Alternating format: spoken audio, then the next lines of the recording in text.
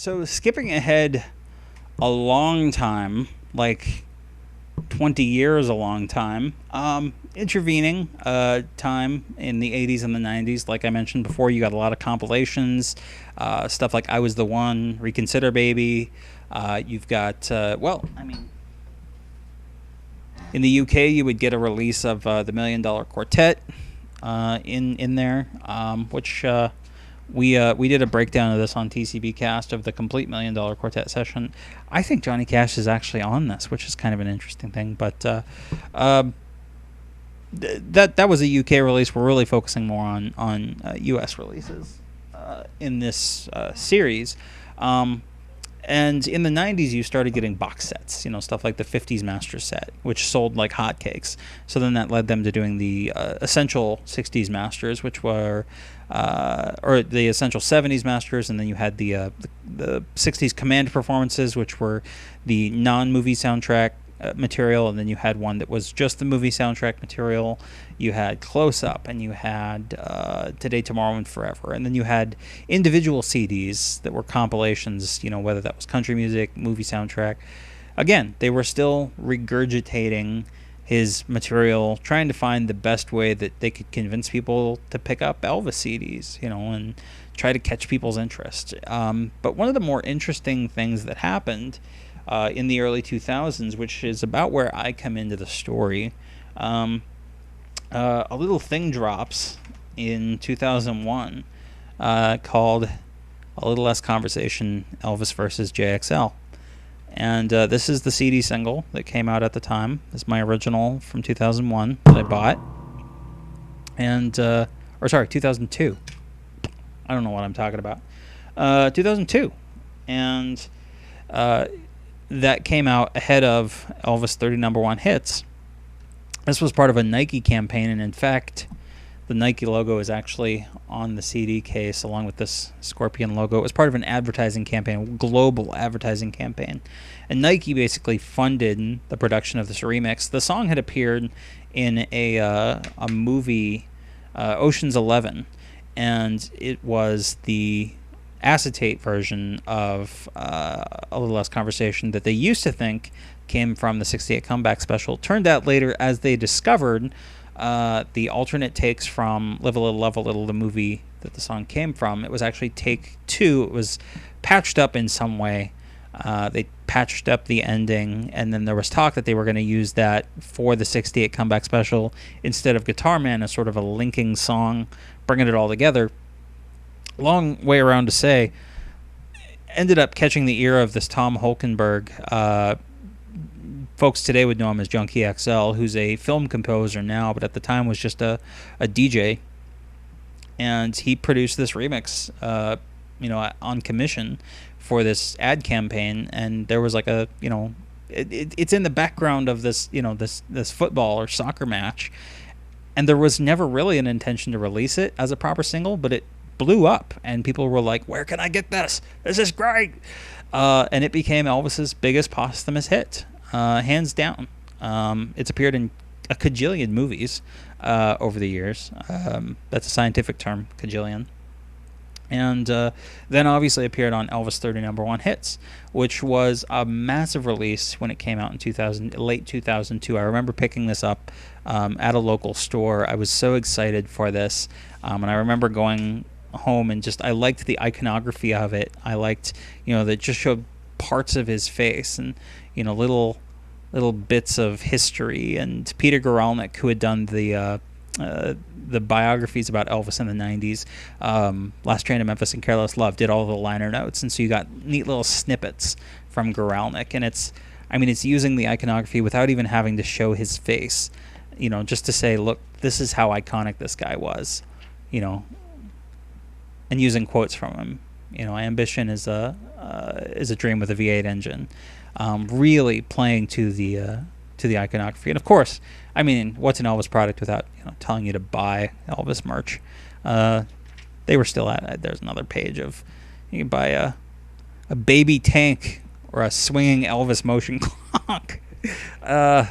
Some things never change. But it was a massive release, and it sold really well at the time. Not only overseas like the remix did, but even domestically in the U.S., it was actually a pretty big hit, which led to a follow-up, inevitably, which was Second to None. And honestly, if there was a way that someone who was around at that time that was like my age, who is now almost 30, if they were introduced to Elvis, it was probably via these and Lilo and Stitch. If you were introduced to Elvis around that time, and didn't already have a parent that was massively into Elvis. And similarly, the marketing campaign behind this one was huge. I remember visiting the website at the time, elvissecondtonone.com. I remember seeing the commercials on TV at the time. They would talk about, first to create fan hysteria, first to be censored, first to have a private jet, first to go unplugged for an audience, and they would compare him to like Kurt Cobain or whatever, first to have his own crib. And it was trying to put Elvis in a modern context to where it showed how valuable he still was as an artist, and could be viewed, not just as this cultural icon who had grown to be a joke. And that's the thing that also happened in the interim, was that there was a whole host of Elvis-related movies, TV shows, appearances, documentaries, mockumentaries, just a wealth of media portraying Elvis as, this fat guy in a jumpsuit, or portraying Elvis fans as totally nuts.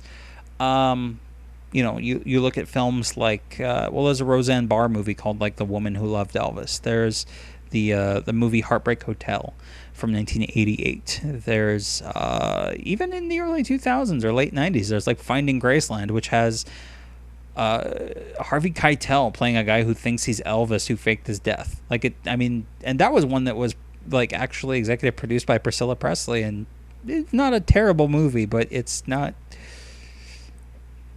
weird. So this was a way of them, trying to shine some light back on, Elvis the artist. And one other remix that came out ahead of Second to None was a remix of Rubberneckin, done by DJ Paul Oakenfold. And that one didn't do as well as A Little Less Conversation did, so they kind of put it, kind of on the back burner to do any other remixes for quite a while. There actually was another remix that Paul Oakenfold did, which appeared in the 2004 movie Elvis Has Left the Building, which again presented Elvis fans and Elvis impersonators as totally nuts. That's a weird movie too. Someday I'll get around to talking about that movie. But it has actually a remix in there of I Got Stung by Paul Oakenfold, the guy who did the Rubberneckin remix. And I talk about that on an episode of TCB Cast. We did a remixes episode. You'll want to check that out. But all that to say that these were very important releases for me personally at the time, and were very important to people like me, a generation that was younger and discovering Elvis. And we finally had, like, if you had to go find an Elvis CD at like a Walmart or whatever, these were the ones to get. Like, it was very clear, like, this is the one that you start with. This is where you go. And then from there, you can go wherever you want. Whether you start, what I like to tell people is, like, if you want to become an Elvis fan, listen to a greatest hits compilation like 30 Number One Hits or The Essential to Elvis Presley, which is more recent. And then, like, whatever you like the most out of that, find out when it was recorded and listen to more from that era, because there's usually more stuff like that. Like, if you like Don't Be Cruel, well, go find Paralyzed. Go find All Shook Up. Go find, that type of stuff from 56. If you like The Wonder of You, well, then go listen to the On Stage album. Go listen to, stuff from That's the Way It Is. That might be more, your boat. Because that's the way you have to do Elvis, is that, they were working on, how do we create a new generation of Elvis fans at this point in the early 2000s. And I think it worked to an extent. We're a little different than older Elvis fans. We have some different values when it comes to how Elvis is portrayed in the media, how Elvis fans are portrayed in the media, and also what we like. Because honestly, for a long time, Elvis's like 68 to 1971 period was not like the most critically acclaimed, but the one thing that I hear nowadays is that, like, From Elvis in Memphis is one of Elvis's best albums, and I know that a lot of my peer Elvis fans around my age have been harping on that album for years because we love it so much. You know, for years and years and decades even, rock critics were in charge of, you know, let's just focus on the 50s. Elvis, you know, everything he did after he went out, you know, to the army didn't matter. You know, blah, blah, blah. Sun Records is the best. Everything after he left Sun was bad. It's like, no, there was some great stuff later on. And so, with the remixes, now we've opened the door. You know, granted, we had the Guitar Man and the Elvis medley in the 80s, but it had been 20 years. They hadn't let something like that happen. So now we've opened the doors. Now we can do other remix projects. Now we have new Elvis recordings. So let's check out some of those new Elvis recordings in the next couple videos.